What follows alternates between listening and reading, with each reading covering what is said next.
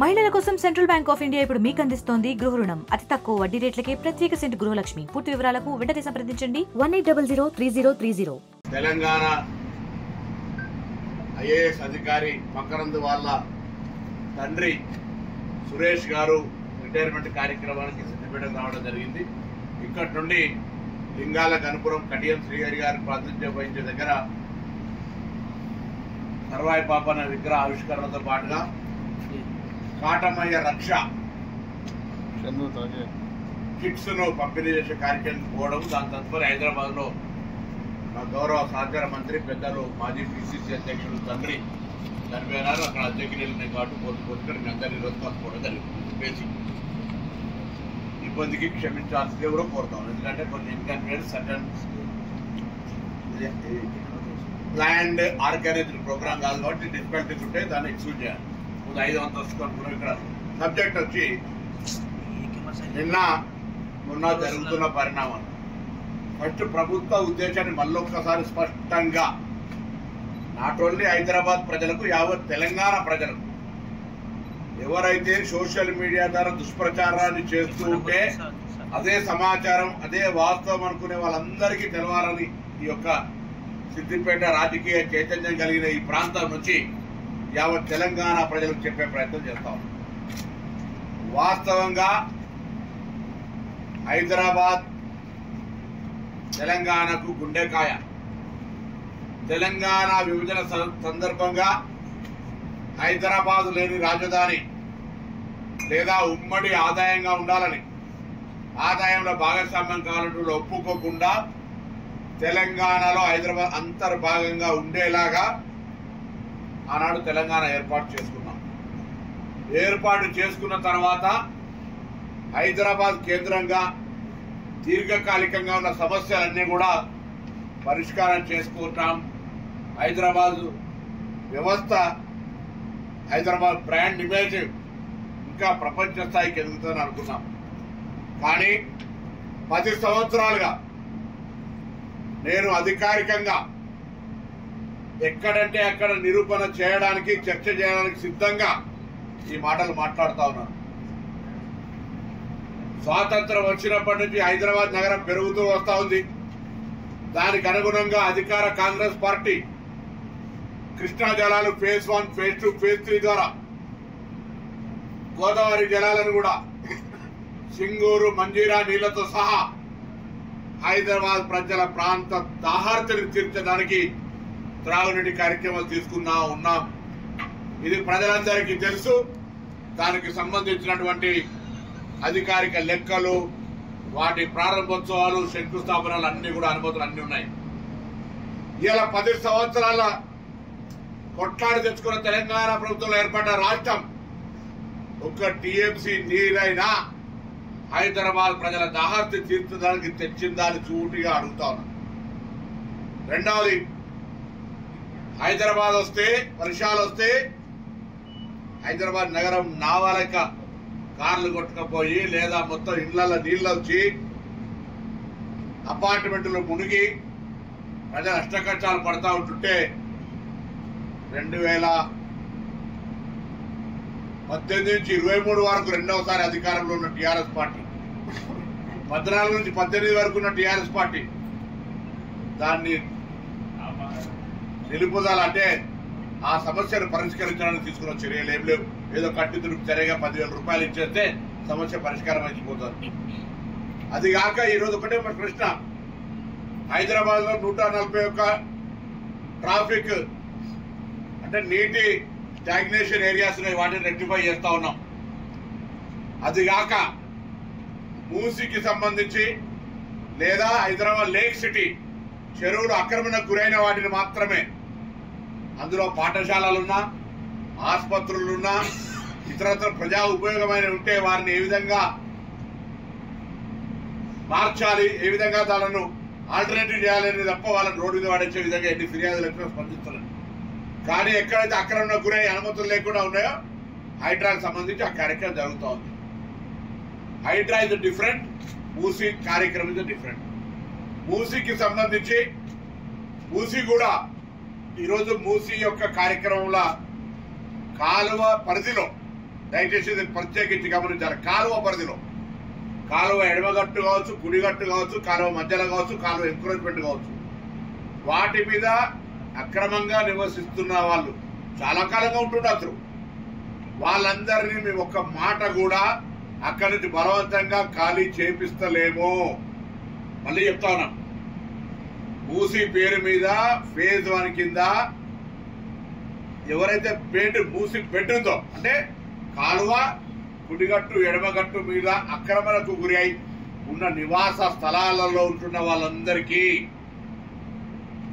ప్రత్యామ్నాయంగా double bedroom ఇవ్వడంతో పాటు వాళ్ళలో పిల్లలకు సంబంధించి విద్యా అవకాశాలు అక్కడనే దగ్గరలో గురుకులాలు కావచ్చు, ప్రైవేట్ పాఠశాలలు కావచ్చు, ప్రభుత్వ పాఠశాలలు కావచ్చు, లేదా ఇతరత్ర వాళ్ళకు ఉండబడేటువంటి హాస్టల్స్ కావచ్చు, అడ్మిషన్లు విద్యాపరంగా ఇక్కడ కూడా విఘాతం కలగలేకుండా చర్యలు తీసుకుంటాం.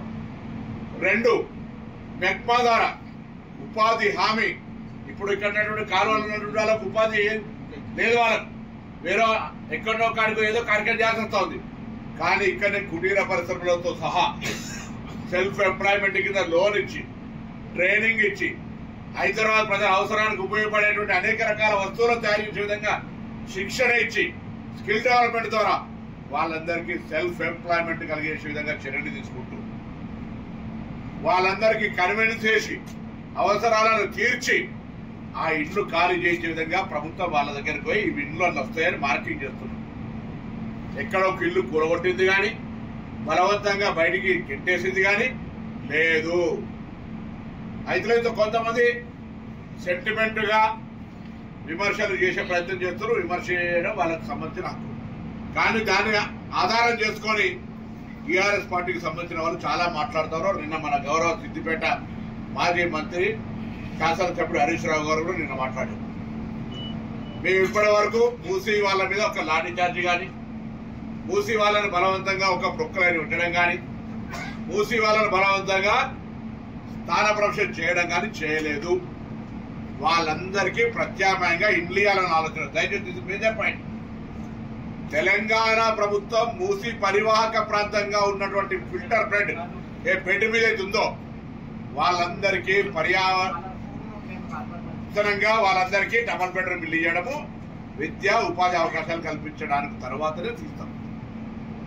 ఇదే మూసీ మీద బఫర్ జోన్లో కానీ, FTL కానీ మేము మాట్లాడతాం, టచ్ కూడా చేస్తాం. బఫర్ జోన్ FTL సంబంధించి ఇప్పుడు ముచ్చడనే లేదు. Base government Musi in our issue. దానివల్ల కాలుష్యము, మురుగునీళ్లు, పాత నగరానికి సంబంధించిన ఇబ్బంది కలుగుతూ ఉంది. కాబట్టి దాన్ని ఒక మంచి పర్యాటక కేంద్రంగా, మంచి నీళ్లు పారే విధంగా గోదావరి జలాలను 5,500 కోట్ల రూపాయలు తీసుకుపోయి అదొక పర్యావరణాన్ని రక్షించే దిశలా ఈ కార్యక్రమాలు చేస్తున్నాం. ఇక్కడ లాజికల్ పాయింట్ నేను ఇక్కడ ఒక కార్యక్రమం ఏంటంటే, సామెతకు తెలుగులో మొగడిని కొట్టి మొరమొర అంటారని. సరే ఏమనుకోదు అక్క చెల్లెలను, ఇది ఒక సామెత అని చెప్పిన ముందే. మొగడిని కొట్టి మొరమొర అన్నట్టుగా ఉండే విధంగా టీఆర్ఎస్ పార్టీ నిన్నటి నుంచి ఇలా మళ్ళీ ఇంకొక ట్విస్ట్. అసలు మేము 30 మెడికల్ కాలేజీలు ఎత్తే బదులు 30 వాట్సాప్ యూనివర్సిటీలు పెడితే బాగుంటుందన్న కేటీఆర్ ఓడిపోయిన తర్వాత వాటిని అమలు చేస్తూ సోషల్ మీడియా ద్వారా కొన్ని కార్యక్రమాలు చేస్తా ఉంటాం. మేము ఇంతకుముందు చెప్పినట్టుగా ఇక్కడ ఎవరిని కొట్టలే, ఎవరిని ఖాళీ చేయించలే, ఎవరికి ఇక్కడ రిహాబిలిటేషన్కు సంబంధించినటువంటి కన్విన్స్ చేసే విధానం నడుస్తుంది మా అధికారులు. నిన్న హరీష్ రావు గారు మాట్లాడిన ఎవరొకరు జరిగితే మొత్తం హైడ్రోజన్ బాంబ్ అని ఒకరు, హైడ్రాను ఇట్లా రకరకాల మాట్లాడు. ఇది Hydraa not related. Hydraa is different. ఇది internal city. Musi is different. First public ఆ హైదరాబాద్ పొక్కులైన పడుతుంది, మా దగ్గర పొక్కులైన వస్తాయని భయపడే అవసరం లేదు. మిమ్మల్ని ప్రశాంతంగా సమన్వయపరిచి మిమ్మల్ని ఒప్పించి మెప్పించి మీకు ప్రత్యామ్నాయం ఏర్పాట్లు చేసిన ఖాళీ చేస్తుంది. ప్రొవోక్ చేస్తున్నటువంటి, రెచ్చగొడుతున్నటువంటి ప్రతిపక్ష నాయకులు సూటిగా ఇక్కడ సిద్దిపేట కేంద్రం నుంచి ప్రశ్న అడుగుతున్న టీఆర్ఎస్ ప్రభుత్వాన్ని మీరు చూడండి.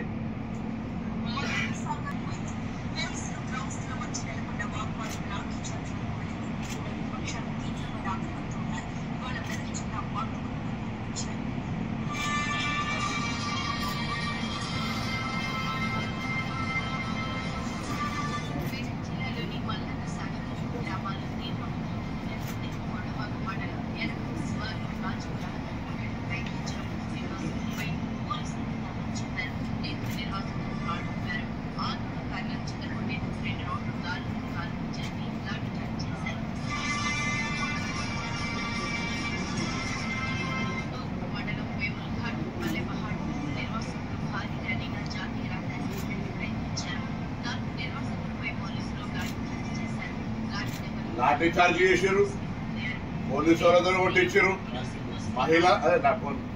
కాల్పులు జరిగినాయి. మహిళలని చూడకుండా విచక్షణంగా కొట్టిన సంఘటనల్ని టీఆర్ఎస్ పార్టీకి జ్ఞాపకం చేస్తామని సిద్దిపేట వేదికగా మేము ఎక్కడన్నా అటువంటి సంఘటనకు పాల్పడ్డామా?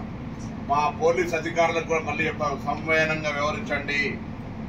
బలవంతపు ఖాళీలు చేయించే ప్రశ్న లేదు. మూసీ పరంగా వాళ్ళందరికీ ప్రత్యామ్నాయ ఏర్పాట్లు చేస్తాము. దయచేసి ఆలోచన చేయండి.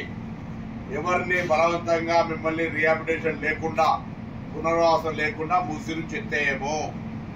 మీకు డబల్ బెడ్రూమ్ ఇల్లు నేనే స్వయంగా చూసి వచ్చిన. అక్కడ ఉన్న వాళ్ళతో మాట్లాడినాం. కొద్దిగా దూరం అవుతుండొచ్చు ఎవరికైనా, ఇల్లు అక్కడ నుంచి ఖాళీ చేసి 20 నుంచి జైలు నుంచి ఉన్న వాళ్ళు వేరే కాడికి పోవాలి, ఇబ్బంది అయితే పోవచ్చు. ఆ ఇబ్బందిని తొలగించడానికి కూడా ప్రభుత్వం విద్యాపరమైన అవకాశాలు, ఉపాధిపరమైన అవకాశాలు, ఇల్లును మీకు ఉచితంగా ఏదో కార్యక్రమం ఇస్తాను. దయచేసి ఆలోచన చేయండి. ఇవాళ ప్రతిపక్షాలకు సంబంధించి ఇట్లా చేస్తున్న వీళ్ళు అధికారంలో ఉన్నారు. మేము ఆ రోజు ప్రతిపక్షంలో ఉన్నాం. కనీసం ఇంత ఎత్తున గొంతు కూడా ఇవ్వనియలే. మమ్మల్ని కనీసం పోయి నిరసన చెప్పడానికి అవకాశం కూడా ఇవ్వలే. ఇవాళ మీకు నిరసన చెప్పి పత్రికల్లో మాట్లాడి ప్రభుత్వాన్ని విమర్శించి ప్రభుత్వానికి అవసరమైతే సూచన చేసే విధంగా అవకాశం ఇస్తా ఉన్నాం. తద్వారా న్యాయస్థానాలు కావచ్చు, ఇతరత్ర కావచ్చు, అనేక రకాలుగా అంశాన్ని పరిష్కరించుకుంటాం. మేము కూడా స్థానికంగా ఉన్న నాయకుల ద్వారా మా ప్రభుత్వంలో ఉన్న వాళ్ళని కలిసి మీకు ఎక్కడైనా ఇబ్బంది కలిగితే మేము వాటిని పరిష్కరించడానికి అన్ని రకాల స్థాయిలో అధికారులు ప్రజాప్రతినిధులు దయచేసి ఈ కార్యక్రమం అనేటువంటిది ఒక ప్రజాహిత కార్యక్రమంగా జరుగుతూ ఉంది. దీని అసలు రైట్ పబ్లిక్ ఇష్యూ. కానీ ఇక్కడ జరుగుతున్న పరిణామాల్లో మేము అనేది ఒకటే, వీరంతా ప్రత్యక్ష సాక్షులు. సిద్దిపేటకు సంబంధించిన జర్నలిస్టులే. ఈరోజు నేను వ్యక్తిగతంగా హరీష్ రావు గారు కూడా ఇది హరీష్ రావు గారు గుర్తించారు అని చెప్తలేదు. కానీ ఆనాడున్న ప్రభుత్వము ఒక నిర్వాసితుల పట్ల వివరించిన తీరుకు, నా దగ్గర గౌరవవెల్లిలో ఉన్నటువంటి నిర్వాసితుల పట్ల వివరించిన తీరుకు, ఇవాళ మేము వివరిస్తున్న తీరుకు 100% తేడా ఉందా లేదా ఇది ప్రజలు గమనించాలి. మేము సమన్వయపరుస్తున్నాం అంటున్నారు, వాళ్ళు లాఠీలతోటి, చూటలతోటి, హింస ద్వారా అణిచివేసేటువంటి ప్రయత్నం జరిగింది. ఇది వాస్తవమా కాదా? ఇది తెలంగాణ ప్రజలు అందరూ గమనించాలని కోరడానికి కోసం ఈ యొక్క కార్యక్రమం. దయచేసి మళ్ళీ చెప్తాను, మేము మల్లన్న సాగర్ లేదా ఇతరత్ర ప్రాజెక్టుల లాగా నిర్వాసితులకు సంబంధించిన అంశం వస్తే వాళ్ళకు న్యాయం చేయడానికి ప్రయత్నం చేస్తున్నారు తప్ప మీలాగా వాళ్ళని అణిచివేసే ప్రయత్నం చేయలేదు, చేయము కూడా. మళ్ళీ ఒక్కసారి మూసికి హైడ్రా ఇస్ డిఫరెంట్ యాక్షన్. అది చెరువుల కబ్జాలకు సంబంధించిన అంశం. మూసికి సంబంధించి మూసీ పరంగా మూసీకి సంబంధించి ఆనాడే రివర్ ఫ్రంట్ పేరు మీద మూసీ రివర్ ఫ్రంట్ అని 10,000 మంది ఇల్లు ఖాళీ చేస్తే డబుల్ బెడ్రూమ్ అని కేసీఆర్ గారితో సహా కేటీఆర్ గారు అనేక సందర్భాల్లో మాట్లాడినటువంటి అంశాలు మీకు మొన్న కూడా హైదరాబాద్ ప్రెస్ కాన్ఫరెన్స్ చూపెట్టాం. ఇలా మాట మార్చి అధికారంలో లేంగానే ఎజెండా మార్చేసి ప్రజలను రెచ్చగొట్టే ప్రయత్నం జరుగుతుంది. దయచేసి ఆలోచించండి. దీర్ఘకాలిక ప్రయోజనం కలిగేటువంటి ప్రజలకు ఇబ్బందిగా మారుతుంది. హైదరాబాద్ బ్రాండ్ ఇమేజ్, హైదరాబాద్ అభివృద్ధికి సంబంధించినటువంటి ఇబ్బంది కలిగే అవకాశం ఉంటుంది. నీళ్ళ మునగడము, తేలడము, తీర స్థితి లోపల ఎప్పుడు కొట్టుకపోతామో ఎప్పుడు ఉంటామో తెలియని స్థితులలో ఉండేటువంటి పరిస్థితి ఉంటుంది. కాబట్టి దాని నుండి బయటపడడానికి మీ అందరితో ప్రభుత్వం ఎక్కడ గ్రీవెన్స్ ఉన్నా మీ జిల్లా కలెక్టర్లకు, ఆర్డీఓలకు, ఎంఆర్ఓలకు, మున్సిపల్ శాఖ అధికారులకు చెప్పండి. మీ సమస్యలన్నీ ఏమి ఇబ్బంది లేకుండా, బలవంతం ఒత్తిడి లేకుండా అన్ని రకాల సమస్యలు పరిష్కరించి సంతృప్తి చెందిన తర్వాతనే షిఫ్ట్ కమ్మని కోరుతూ ఆ యొక్క మూసీకి సంబంధించిన నిర్వాసితుల జీవితాలతోటి ఆడుకోవద్దని టీఆర్ఎస్ పార్టీ నాయకత్వం విజ్ఞప్తి చేస్తున్నారు. మీలాగా లాఠీ చార్జీలు, పోలీస్ కాల్పులు బలవంతం చేస్తలేమనే మాటలు కూడా ఈ సందర్భంగా తెలియజేస్తున్నారు. రెండో విషయం, బఫర్ జోన్ ఎఫ్టీఎల్ నిర్మాణాలకు అనుమతులు ఇచ్చిన అధికారులపై ఏమైనా చర్యలు తీసుకుంటారు? తప్పకుండా ఆ కార్యక్రమం స్టార్ట్ అవుతుంది. ఉదాహరణకు సిద్దిపేటకు మున్సిపల్ కమిషనర్ పర్మిషన్ ఇవ్వాలి. పాత ఆ ward area zone officer permission ఇస్తే నడుస్తుందా? అట్లనే కొంత మా దగ్గర పర్మిషన్ ఉందని చెప్పేటోళ్ళకు ఆ పరిస్థితిలో సాంకేతిక నిర్ణయం అవుతుంది. ఏదైతే ఒక సాంకేతికంగా ఉండబడేటువంటి ఎఫ్టీఎల్ కావచ్చు, బఫర్ జోన్లల్లో అలా పాఠశాలలు, కాలేజీలు ఉంటే కూడా మేము ఎక్కడ కూడా మేము అటువంటి వ్యతిరేకత తీసుకుంటాం.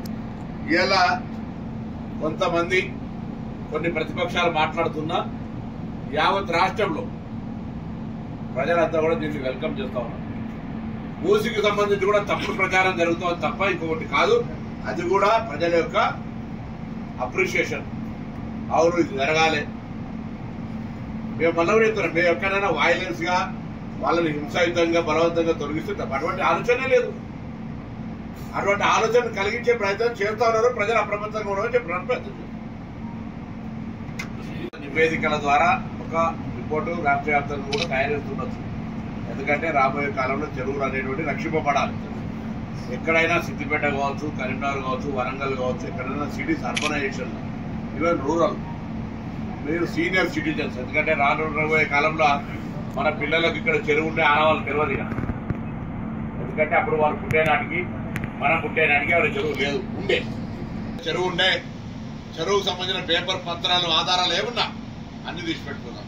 మరిన్ని వీడియోస్ కోసం ఛానల్ ని సబ్స్క్రైబ్ చేయండి. లేటెస్ట్ అప్డేట్స్ కోసం వాట్సాప్ ఛానల్ ని ఫాలో చేయండి. అండ్ లింక్ డిస్క్రిప్షన్ లో ఉంది.